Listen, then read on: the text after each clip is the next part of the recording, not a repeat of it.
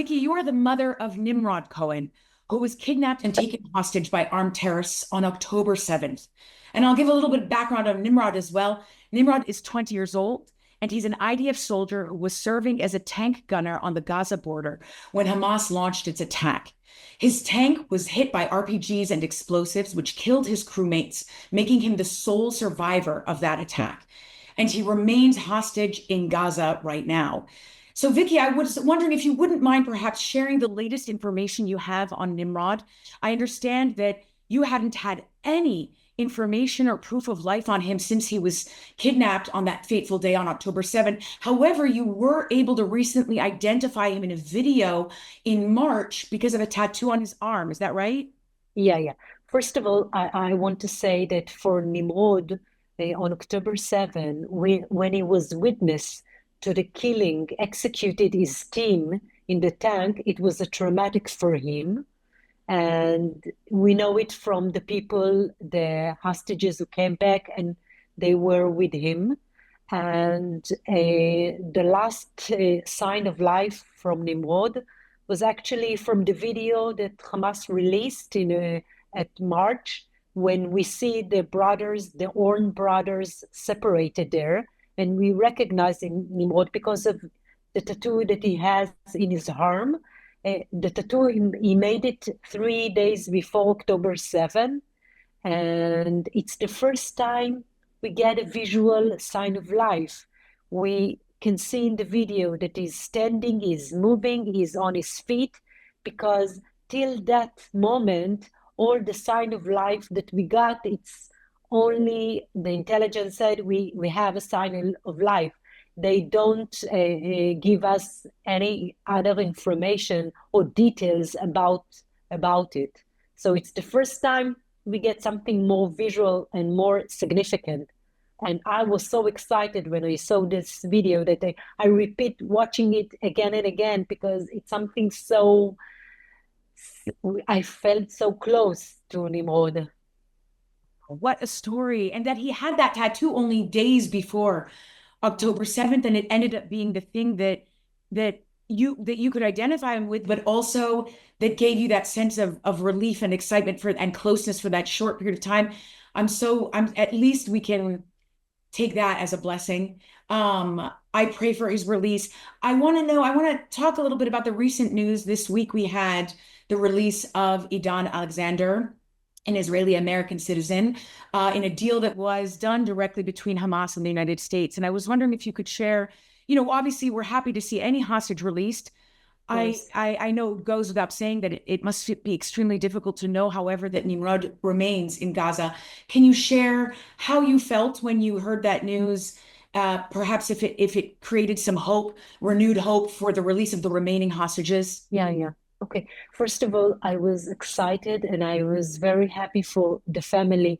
We know Alexander family very good because Idan and Nimrod serve in the same small base near the border.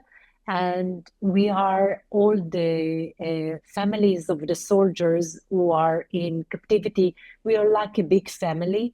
So I was very excited for them, but it was a mix of feelings, because on the other end, I felt so upset. I felt sadness, and I'm so afraid and worried about Nimrod, that he still remain in captivity and is waiting that the government will bring him back uh, home. He's waited so long, it's almost 600 days. You cannot imagine to be isolated from the world in the tunnels, not exposing to media. How can you pass for such a long time? How you can survive such a long time? It's something that I cannot really think about it, and really I try to deny it, and I try to think of some other thoughts, but because it's something that I cannot bear really. I understand. Nimrod is a survivor. Think of it that way. I understand we need to all keep hope, because that's what we have, right? Is hope. Uh, So in that regard, thinking of the future and thinking of the potential for the future, I wonder if you could comment a little bit about the cabinet, the Israeli cabinet, and the Israeli prime minister's recent decisions to expand the war in Gaza, and really seek the defeat of Hamas over the release of hostages. I want to read you a quote that Prime Minister Bibi Netanyahu said. He said, I quote, "Releasing the hostages is a very important objective, but we have a supreme objective in this war, victory over our enemies." And so he's clearly he's prioritizing the defeat of Hamas over the release of hostages. He's saying it plain and simple. But given the timing of President Trump's goal to continue trying to reach a ceasefire, including as he's in the Middle East right now as we speak, do you have hope that more pressure can be placed on Netanyahu to prioritize the release of hostages? What do you have to say about that in general? Yeah.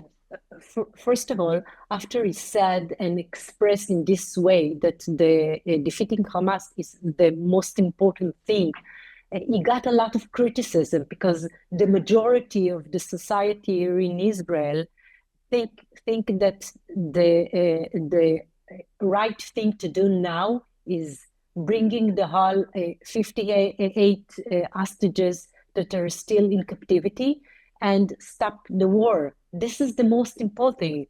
There is the war, expanding the war will risk and Nimrod and the other hostages. We know it from the past that 41 hostages were killed because of the IDF were manipulating in Gaza, and it risks also our soldiers. So for what? Defeating Hamas? Till now, we couldn't defeat Hamas more than 1 year, 1.5 years of fighting. So it's something that cannot get his target. We are against it, and we know that the reason why Netanyahu wants to continue the war, it's only from his political interest, his personal interest, because if the war will stop, there will be an investigation and he has a trial, and the extreme members in the coalition will leave the coalition and the government will go to election. We will go to election. And next time he won't be elected, that's for sure. He's doing everything against the people. He's not listening to the public because, as I said, more than 70% of the population here in Israel wants, as what we want, to stop the war and bring the hostages back. And it's a wrong thing what Israel is doing in Gaza, the killing there, and it's not good. It's not good for the both sides.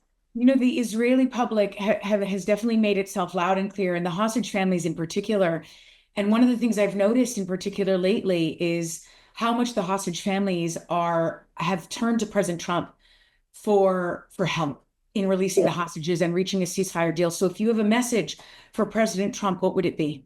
First of all, we feel that our government betrayed us as the families of the hostages and our loved ones that are still in captivity for so long, almost 600 days.